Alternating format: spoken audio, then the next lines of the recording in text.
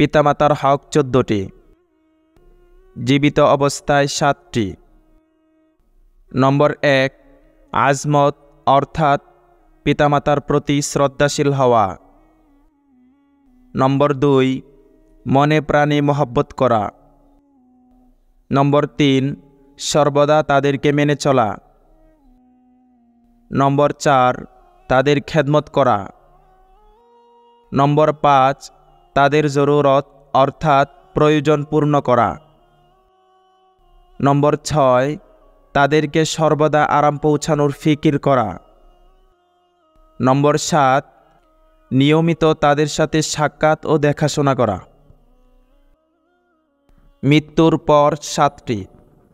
নম্বর 1, তাদের মাগফিরাতের জন্য দোয়া করা। নম্বর 2, সওয়াব রেসানি করা। নম্বর 3, তাদের সাথী সঙ্গী ও আত্মীয় স্বজনের সম্মান করা। নম্বর 4, সাথী সঙ্গী ও আত্মীয় স্বজনের সাহায্য করা।